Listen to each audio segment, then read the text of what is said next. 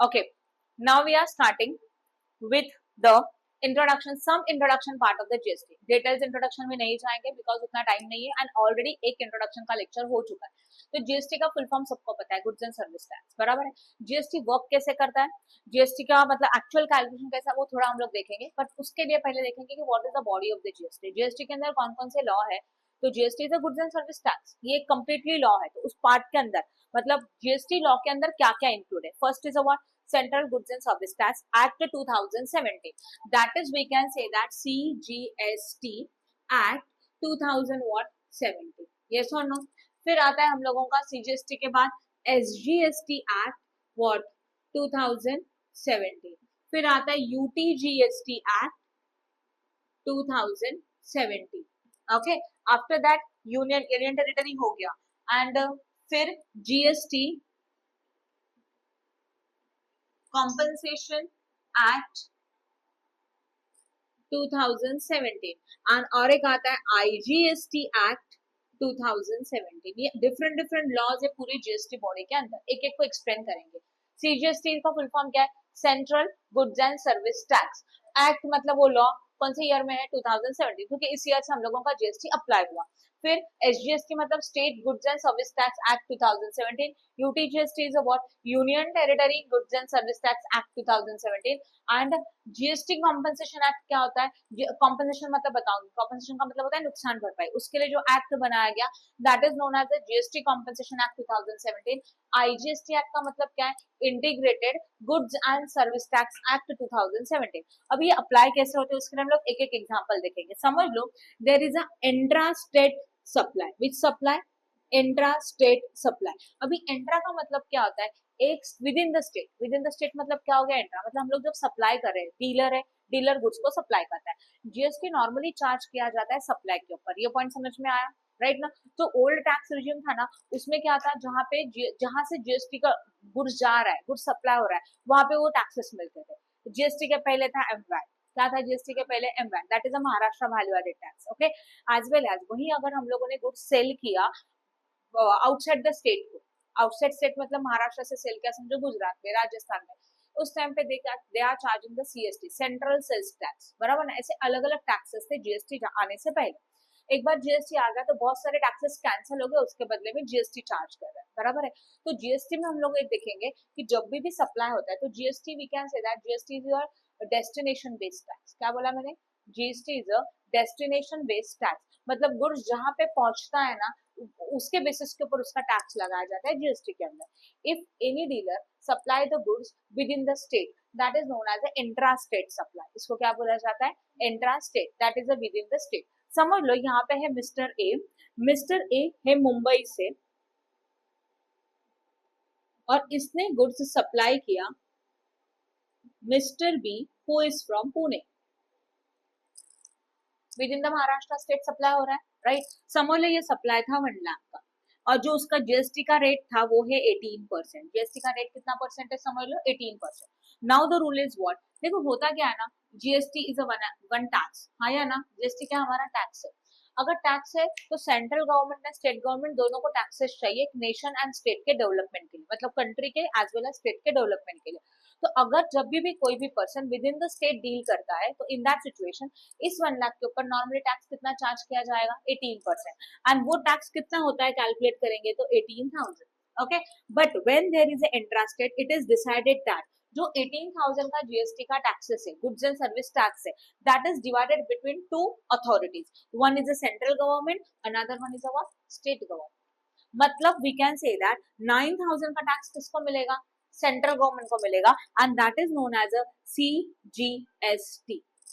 And जो 9,000 का remaining tax है that is receive to what, state goods and service tax, that is SGST. Clear हो गया. तो आपको ये याद रखना है when there is a intrastate sales, intrastate मतलब intrastate supply, हमारा सप्लाई हो रहा है within the state. In that situation जितने भी टैक्सेस कलेक्ट किए जाएंगे उसमें से half GST going to the receive किसको मिलने वाला है, स्टेट गवर्नमेंट को, और हाँ एंड बाकी का किसको मिलेगा, सेंट्रल गवर्नमेंट को. ये क्लियर हो गया. तो ये 2 पॉइंट्स कवर हो गए कहाँ पे, CGST as well as SGST. ये पॉइंट समझ में आया, राइट है. ओके, समटाइम क्या होता है ना, स्टेट नहीं है बट वो यूनियन टेरिटरी है. क्या है वो, यूनियन टेरिटरी. ये पॉइंट समझा आपको, ठीक है, उसी के बाद इसी का एक अलग एग्जांपल ले लेते हैं। If there is a inter state supply, क्या बताया मैंने? इंटर स्टेट सप्लाई का मतलब क्या होता है? Outside the state. Inter state supply का मतलब क्या होता है? Outside the state. अभी बच्चों को कंफ्यूजन होता है इंटर एंड इंटर को कैसे याद रखेंगे।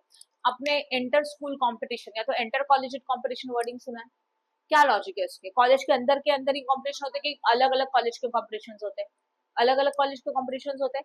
तो इंटर इंटर कॉलेज कंपटीशन मतलब एक कॉलेज में सारे कॉलेज के स्टूडेंट्स आते हैं और वहां पे जाकर उनका दो कॉलेजेस के बीच में कंपटीशन होता है, that is known as inter college competition. Same inter मतलब एक स्टेट का दूसरे स्टेट के साथ सप्लाई। मतलब एक डीलर है जो महाराष्ट्र से है और वो गुड्स सप्लाई कर रहा है गुजरात के डीलर को, राजस्थान के डीलर को, पंजाब के डीलर को, महाराष्ट्र स्टेट के अंदर नहीं।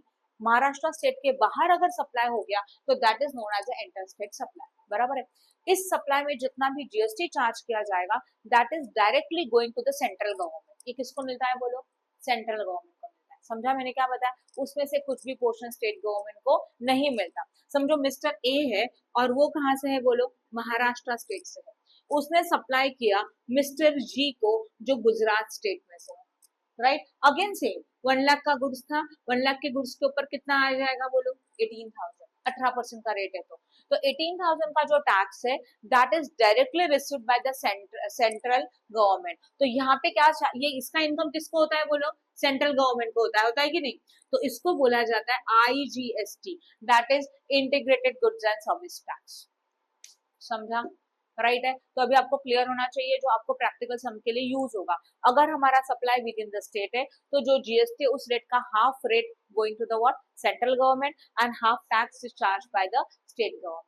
क्लियर है। बट अगर हम लोगों का supply within the state नहीं है, एक स्टेट से दूसरे स्टेट में हो रहा है, तो इन दैट सिचुएशन हम लोग क्या करेंगे बोलो? क्या चार्ज करेंगे? आईजीएसटी। याद रहेगा, इंट्रा स्टेट के लिए सीजीएसटी एसजीएसटी, इंटर स्टेट के लिए व्हाट? आईजीएसटी। समझा? Okay.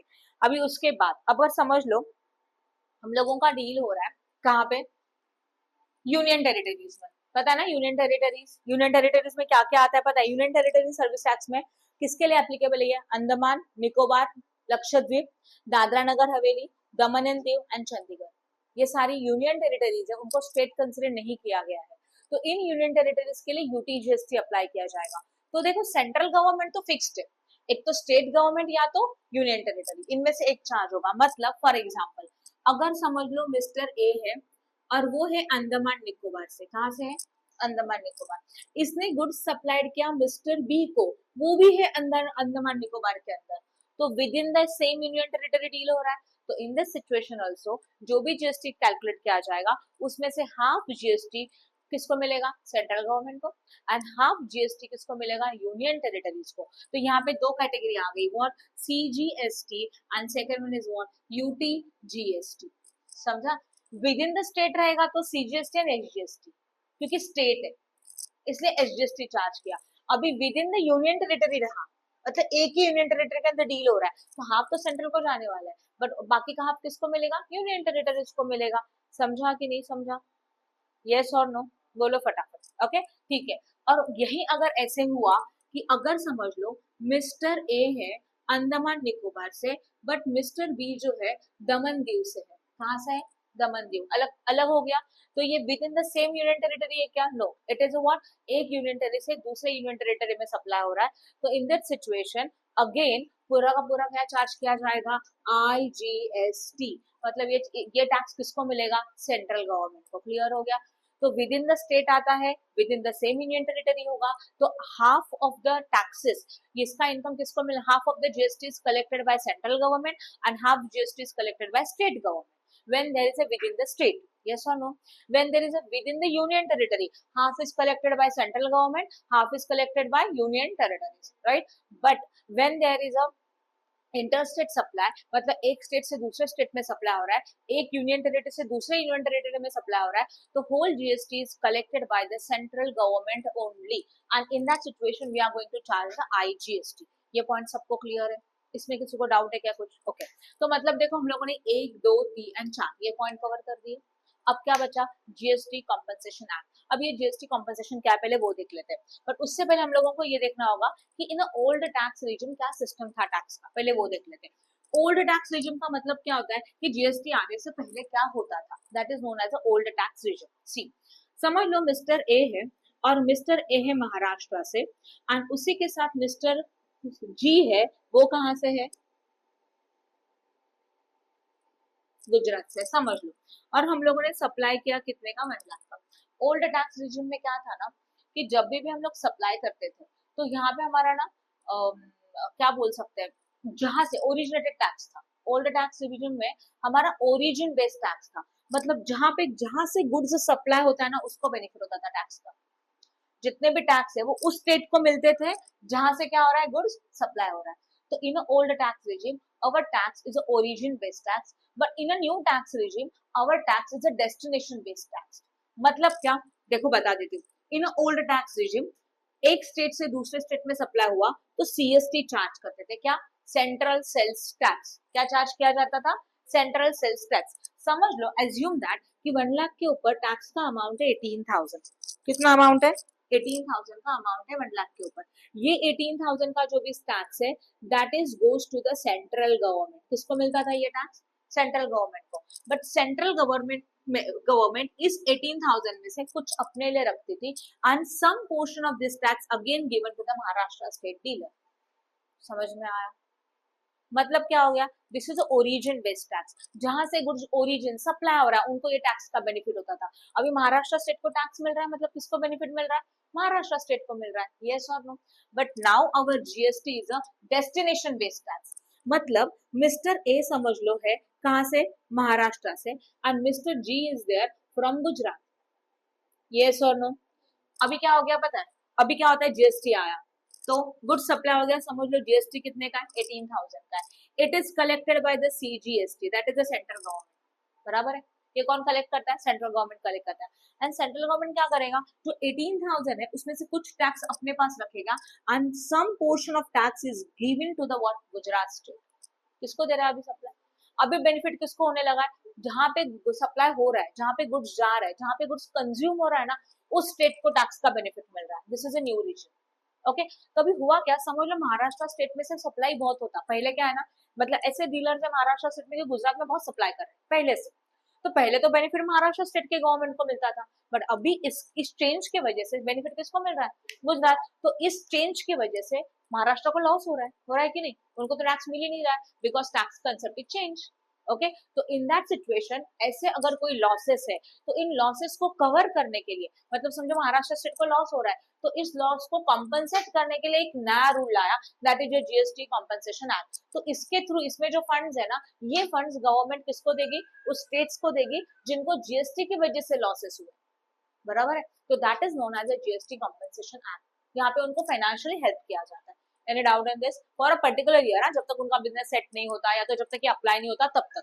It is not compulsory कि it is given to the lifetime, ये नहीं है कंपल्सरी। समझ में आया अच्छी तरह से, किसी को कुछ डाउट है तो जीएसटी का बॉडी क्लियर हो गया पूरा। कंपनसेशन एक्ट समझ में आया, because of old tax regimes they some states earning a benefit, but because of new tax some states को लॉसेस हो रहा है, तो उस लॉसेस को कंपनसेट करने के लिए there is a new law, that is the GST compensation act 2017। I hope no doubt clear हो गया। तो ये हमारा main body of the what था, जीएसटी था। ओके, डीएल जीएसटी सिस्टम आपको पता है, आईजीएसटी क्लियर हो गया, सीजीएसटी क्लियर हो गया, कंपोजिशन स्कीम क्लियर हो गया, यस और नो, ठीक है। Okay, now we are starting with the manner of utilization of the ITGST, ITC, input tax credit। okay, इसको हम लोग ITC बोलते हैं। तो सबसे पहले हम लोग देखेंगे कि ITC is what, क्या होता है, कैसे कैलकुलेट होता है। This is a very important topic which is used in the chapter of input tax credit, जो प्रैक्टिकल क्वेश्चन 15 मार्क्स के लिए आता है ना, वहां पे ये आपको यूटिलाइज होगा, यूज होगा। बट सबसे पहले आईटीसी को स्टार्ट करने से पहले उसका मीनिंग समझ लेते हैं। एक एग्जांपल लेते हैं, समझो mister A is a dealer, ये डीलर है, मतलब वो सप्लाई करता है, वो परचेस करता है all the things. Mister A ने परचेज किया, क्या किया, परचेज किया। इन शॉर्ट यहाँ पे है मिस्टर एक्स, उसने क्या किया, सप्लाई किया गुड्स, समझ लो, to mister A of rupees 1 lakh. कितने का गुड्स सप्लाई किया, बोलो, 1 लाख का।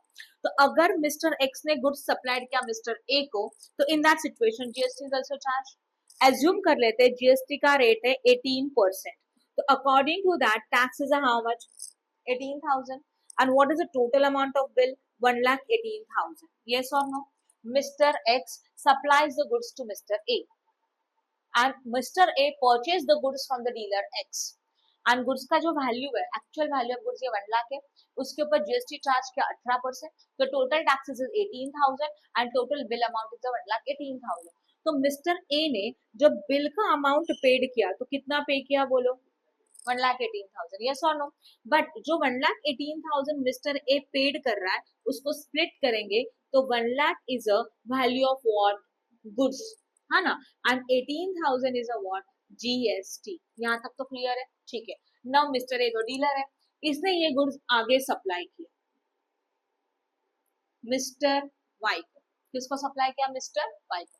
We are the Mr A. Assume करो हम लोग मिस्टर ए, हम लोगों ने कहीं से परचेस किया, अपोजिट पार्टी को सप्लाई किया. अभी मुझे एक सिंपल लॉजिक बताओ. We are the Mr A, हम लोगों ने परचेस किया था 1 लाख में, तो सामने वाले पार्टी को भी 1 लाख में बेचोगे क्या? नहीं, थोड़ा वैल्यू एडिशन करना चाहिए. हम लोगों ने सोचा मुझे 50,000 का प्रॉफिट चाहिए, तो 50,000 का वैल्यू ऐड किया एंड यही गुड्स हम लोग सामने कितने में सप्लाई कर रहे हैं? 1,50,000. यस और no? Now 1,50,000 is a value of supply of only goods. But जब 1,50,000 में सामने वाले को सप्लाई किया जाएगा तो इसके ऊपर again GST will be there. Yes और नो? तो जो मिस्टर वाई को ये सेल कर रहा है कितने में? देखो, 1,50,000 का वैल्यू ऑफ गुड्स है, ये सप्लाई हो रहा है, इसके ऊपर 18% निकालो प्लीज. कितना आता है मुझे बताओ?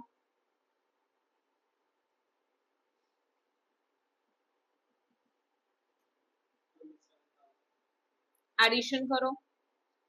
1,77,000. सही है. तो Mr A supply the goods of rupees 1,50,000 to Mr Y at a bill price of 177. Why bill price 177? Because GST is again add, right? तो मिस्टर वाई ने ये गुड्स कितने में लिया? 1,77,000 में लिया. Yes or no? इसका मतलब मिस्टर वाई 1,77,000 का प्राइस किसको दे रहा है? मिस्टर ए को दे रहा है. अभी थोड़ा स्प्लिट कर लेते हैं. ये जो 1,77,000 है, इसमें 1,50,000 का वैल्यू ऑफ गुड्स है एंड जीएसटी कितने का है बोलो? 27,000. अभी जरा मिस्टर ए के साइड से सोचते हैं. मिस्टर ए को वाई से पैसे मिले, बिल का पैसा मिला, कितना मिला? 177. उसमें टैक्स का अमाउंट कितना मिला? 27. हाँ या ना? तो we can say that when there is a supply, supply होता है तो टैक्स कलेक्ट होता है कि नहीं? चेक करो ना, इसने सप्लाई किया, पैसा मिला, पैसा मिला तो वैल्यू ऑफ गुड्स के साथ टैक्सेस का भी कैलकुलेशन मिल रहा है. तो we can say that see tax collected that is a how much? 27,000. इसी को बोला जाता है ग्रॉस टैक्स लाइबिलिटी. इसको क्या बोलते हैं? Gross tax liability. मुझे बताओ, मिस्टर ए ने सामने वाले पार्टी से टैक्स लिया, अपने पास रखेगा क्या? नहीं, ये देने का है. That's why this is known as a gross tax liability. ये पॉइंट क्लियर है? तो in short, in simple, supply के ऊपर का, सेल्स के ऊपर का tax that is known as a gross tax liability. इतना तो माइंड में रख सकते हो, बाकी याद नहीं रहा तब भी. Okay, once again I am repeating, जितना सेल होगा, सेल के ऊपर का tax calculation is known as a gross tax liability. तो मिस्टर ए ने टैक्स कलेक्ट किया कितने का? 27. उसके पास अभी 27,000 का टैक्स है जो उसको पे करने का है. बट मिस्टर ए क्या सोचेगा पता है? जब मैंने परचेस किया था तब मैंने मेरे जेब से कितना टैक्स भरा था? 18,000. Tax, only tax. कितने का टैक्स पे किया था? 18,000. क्योंकि मिस्टर ए ने जब गुड्स परचेस किए थे तो उस टाइम पे उसने 1,18,000 दिया था, जिसमें से 1 लाख का क्या है? गुड्स का वैल्यू है, एंड 18,000 क्या है? जीएसटी. बराबर ना? इस जीएसटी को बोलते हैं input tax credit, that is ITC. अभी जब भी आईटीसी आएगा क्लिक होना चाहिए वो परचेस के ऊपर का टैक्स, दैट इज आईटीसी. मतलब मिस्टर ए ने परचेस करते वक्त ऑलरेडी टैक्स भरा 18,000. तो मिस्टर ए सेज दैट ठीक है, मैंने पब्लिक से लिया, कस्टमर से लिया 27,000, बट इसमें से मेरे जेब से मैंने 18,000 पेड किया, वो पहले में हम लोग माइनस करेंगे. तो आईटीसी यहाँ पे क्या होता है? माइनस कितने का बोलो? 18,000. What is the remaining amount? कितना? 9,000. यहाँ तक समझ में आया? तो ITC means a input tax credit and it is a tax on purchase which is paid by supplier. Okay, तो सप्लायर मतलब मिस्टर ए का ये कैलकुलेशन है, टैक्स कैलकुलेशन. मिस्टर ने क्या किया? टैक्स जितना उसके पास आया उसमें से जितना टैक्स उसने पेड किया वो उसने माइनस कर दिया, और रिमेनिंग एक्सेस टैक्स कितना है? 9,000 है, और 9,000 का जो एक्सेस टैक्स है वो पेड करेगा गवर्नमेंट को, एंड इसको बोलते हैं net tax liability. This is actual calculation of the GST which is practically followed by the each and every dealer, businessman, सब लोग यही follow करते हैं. सेल्स के ऊपर का टैक्स निकालते हैं, कैलकुलेट करते हैं, जितना खुद भर रहे वो सब माइनस करते हैं, रिमेनिंग टैक्स गवर्नमेंट को पेड करते हैं। क्लियर हो रहा है? एंड टैक्स पेड करना, कब पेड करना है, वो उनके टर्नओवर के ऊपर डिपेंड है। जितना ज्यादा टर्नओवर, अकॉर्डिंग टू दैट उनको मंथली रिटर्न फाइल करना है, क्वार्टरली करना है, 6 मंथली करना है कि ईयरली करना है, वो उनके टर्नओवर के ऊपर डिपेंड है। टर्नओवर मतलब उसके सेल्स के ऊपर डिपेंड है। समझ में आया? अब वापस आते हैं आईटीसी के ऊपर। ITC is very important. ITC means what? Tax on, बोलो, सेल की परचेस।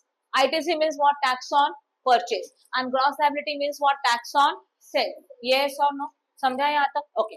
अब ये जो ITC है, टैक्स ऑन परचेस, कितने का है बोलो? 18,000 का। ये हम लोगों ने माइनस किया, यस और नो? इसको बोलते हैं, इसको हम लोगों ने क्लेम किया। जब हम लोग ITC को माइनस करते हैं ना, that is known as ITC is a what? Claim. Clear हो रहा है? माइनस किया कि नहीं? ओके। अब ये आईटीसी कैसे माइनस करना है, that is known as a manner of utilisation of credit of ITC. ये आईटीसी का क्रेडिट है, इसको हम लोगों ने यूज किया। किसके लिए यूज किया? माइनस करने के लिए। तो आईटीसी हमेशा माइनस करने के लिए यूज होता है, इतना तो समझ में आया? ठीक है। अब ध्यान दो, इसको यूज कैसे करेंगे? तो ITC is a what? Input tax credit. इसको समझा? ये रफ करो अच्छी तरह से। क्लियर है? गुड। ओके। अभी मैंने एक शॉर्ट में टेबल बनाया है। शॉर्ट में टेबल से आपको बस इतना समझना है कि how to utilise the credit of ITC. अभी ITC is a tax on what? Purchase. IT is a tax on purchase, and ये आईटीसी हम लोग हमेशा माइनस करते हैं। इसका मतलब इनपुट टैक्स इनपुट टैक्स का जो क्रेडिट है वो यूटिलाइज करते हैं। यहाँ तक क्लियर है? ओके। अब आपको माइंड में क्लियर होना चाहिए आईटीसी क्या होता है, हमेशा नॉर्मली माइनस होता है। अब इसको कैसे माइनस करेंगे, हम कौन से सीक्वेंस में माइनस करेंगे वो देख रहे हैं। सबसे पहले IGST. IGST means supply one state से अनदर स्टेट में, that is inter state supply हुआ तो क्या लगता है? आईजीएसटी। देन अगर विद इन द स्टेट हुआ तो सीजीएसटी एंड एसजीएसटी। समझ लो, we are having a input tax credit of IGST. किसका है? इनपुट टैक्स क्रेडिट है, बट किसका है? आईजीएसटी का है। तो input tax credit of IGST पहले एडजस्ट किया जाएगा खुद के साथ, मतलब आईजीएसटी के साथ, राइट है? तो हमारे पास आईटीसी है, बट किसका है? आईजीएसटी का है। तो it is adjusted first itself, मतलब वो पहले उसी के से माइनस करो। और अगर हम लोगों का ये आईटीसी एक्स्ट्रा है, एक्स्ट्रा मतलब समझते हैं, जैसे यहाँ समझो 50,000 है और यहाँ 60,000 है, तो एक्सेस कितना आया? 10,000। अब समझ लो, अगर आईटीसी एक्सेस है, इनपुट टैक्स क्रेडिट अगर एक्सेस है, तो क्या करना चाहिए? आईजीएसटी का आईटीसी, यस, अगर एक्सेस है तो ये एडजस्ट करना चाहिए सीजीएसटी एंड एसजीएसटी के साथ in any proportion, in any sequence. समझा? In any proportion, in any sequence. Clear हो रहा है? इसका मतलब क्या? जो 10,000 आपके पास एक्स्ट्रा बचा, वो 10,000 हम लोग किसके साथ माइनस करेंगे? सीजीएसटी के साथ एंड एसजीएसटी के साथ। जैसे चाहिए वैसे किसी भी सीक्वेंस में। अगर आपको लगता है सीजीएसटी के साथ करना है, पूरा 10,000 कर सकते हो। अगर हम लोग सोचते हैं कि पूरा का पूरा एसजीएसटी के साथ करना है, 10,000 माइनस कर सकते हैं, या तो इक्वल इक्वल भी कर सकते हैं। तो नॉर्मली हम लोग अप्लाई करेंगे इक्वल इक्वल। क्या अप्लाई करेंगे? Equal equal. जितना भी इनपुट टैक्स क्रेडिट एक्सेस है किसका? आईजीएसटी का, वो हम लोग माइनस करेंगे सीजीएसटी एसटी के साथ 50-50 में। But rule is what? Any proportion any sequence. यहाँ तक समझ में आया? कि किसी को कुछ डाउट है? एक बार मैं वापस एक्सप्लेन कर रही हूँ। आईटीसी है, इनपुट टैक्स क्रेडिट है जो माइनस करना है। तो आईटीसी जब हम लोग माइनस करते हैं और वो अगर आईजीएसटी का इनपुट टैक्स क्रेडिट है, तो वो पहले आईजीएसटी में से माइनस करो, और अगर एक्सेस आया तो एडजस्ट करो सीजीएसटी एंड एसजीएसटी के साथ, मतलब उनमें से माइनस करो। सिंपल। यहाँ तक क्लियर हो गया? ओके। Next is what? अगर आईटीसी है, इनपुट टैक्स क्रेडिट है सीजीएसटी का, सीजीएसटी का पहले खुद के साथ एडजस्ट होता है, वो माइनस होने के बाद अगर आईटीसी एक्सेस है सीजीएसटी का, तो वो एक्सेस एडजस्ट होता है ओनली आईजीएसटी के साथ, नॉट अंडर द एसजीएसटी। समझा? तो सीजीएसटी का आईटीसी पहले खुद के साथ माइनस होता है, फिर भी एक्सेस बचा तो excess ITC of CGST adjusted only with the IGST. बराबर है? तो इन शॉर्ट सीजीएसटी का अमाउंट है, सीजीएसटी के साथ माइनस करो, एक्स्ट्रा बचा आईजीएसटी के साथ माइनस कर सकते हो। क्लियर? समझा? सम करते अमाउंट क्लियर हो जाएगा कैसे आता है, बस रूल याद रखो। फिर SGST, ITC of SGST, input tax credit है एसजीएसटी का, ये पहले खुद के साथ माइनस होता है। खुद के साथ माइनस होने के बाद अगर एक्सेस है तो आईजीएसटी के साथ माइनस होता है। क्लियर है? समझा? तो देखो, आईजीएसटी का आईटीसी है खुद के साथ, एक्सेस रहा तो दोनों के साथ। सीजीएसटी का इनपुट टैक्स क्रेडिट पहले खुद के साथ, अगर एक्सेस है तो डायरेक्टली आईजीएसटी के साथ, सेंटर को कुछ नहीं देंगे, बराबर है। फिर सेंट्रल स्टेट गवर्नमेंट क्या कर रहा है, खुद का इनपुट टैक्स रेट पहले खुद के साथ, अगर एक्सेस हुआ तो सीधा आईजीएसटी के साथ, वो भी जरूरत रहेगा तो, अदरवाइज नहीं, समझा। एंड अगेन वन थिंग, क्या सेंट्रल का आईटीसी यूज करके खत्म हुआ रहेगा तब भी जाके स्टेट अपना आईटीसी यहाँ यूज करता है, बराबर है। मतलब सेंट्रल गवर्नमेंट में अगर एक्सेस अमाउंट है तो पहले उसको एडजस्ट करना है आईजीएसटी के साथ, अगर वो खत्म हो जाता है तब एसजीएसटी का जो नेगेटिव अमाउंट है मतलब एक्सेस अमाउंट है वो एडजस्ट होता है इसके साथ, समझा। एक्सेस मतलब वो अमाउंट नेगेटिव आता है, हमेशा याद रखो, clear. Please like and share our video and subscribe our channel for more videos. Press bell icon for notification. Thank you.